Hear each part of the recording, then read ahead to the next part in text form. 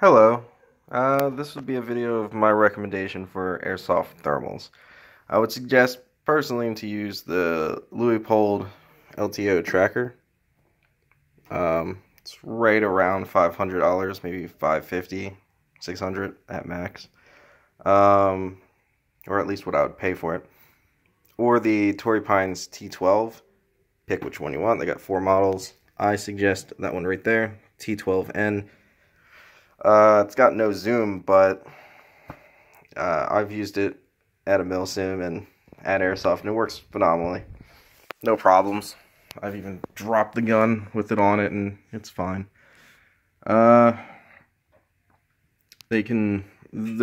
one right here, the Torrey Pines, can be sighted in, and it has like 4 or 5 color palettes.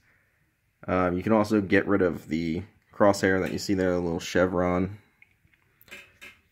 This one, tracker LTO, cannot be sighted in. If you click the power button twice, you'll get that crosshair you see there. That has about, I think, 4, 5, or 6 color palettes, I forget. Anyway, the Torrey Pines ranges from $500 to like $800, depending on which model you get. Now, where they are mounted here, if you're not going to use these mounts, right where it's mounted, as you can see, position of it on the gun, that's where you should mount it. Otherwise, either of them, they should never be really closer than that to your face. Reason being is your eyes won't be able to focus on the screen properly.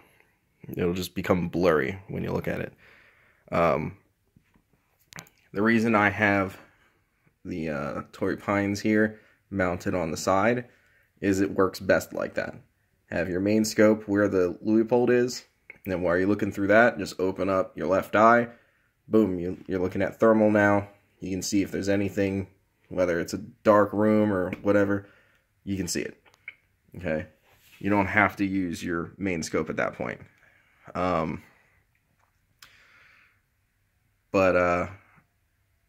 If you're going to mount them, I would suggest getting these mounts.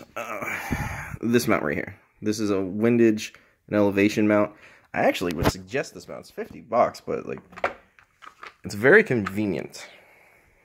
That's sorry, right there. That's the maker. You can see that. But you see, there's the windage, elevation. It has locks, and then on this side, you just turn that, and when you want to take it off, you just like unscrew it and then push it in, and it just comes off. And same thing for putting it on. It's very easy. Let me see.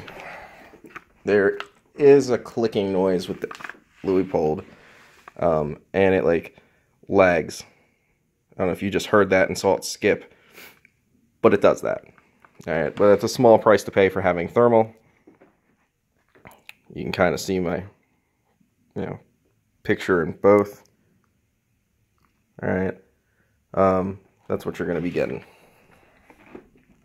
Now, these are a lot brighter in the video than they are in real life. Like, those aren't bright at all, really, those colors. And I'll show you.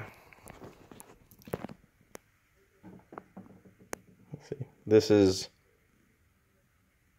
almost right on. This is me right on top of the sight of the luepold, and my hand is now about, I'd say, 3 inches away from the screen. You can't see anything. This is my hand right up against the screen of the Torrey Pines, and same distance, about 3 inches, and you can't see anything. You can kind of see my finger there from the call it there. That's about it. This is pretty much all you would need to use thermal. Now, what I would suggest is know that people with night vision will see that, even though you might be on that low setting, they will still see that. You're not going to get away from that. Okay, night vision sees light. The only way you can get around that is maybe use an eye cup you know, fashion an eye cup around this somehow. You'd have to cut it maybe. And there's an attachment from 3D Bat that goes on this that works. I'll make a video about that later after it gets here. Okay. All right, that's my suggestions.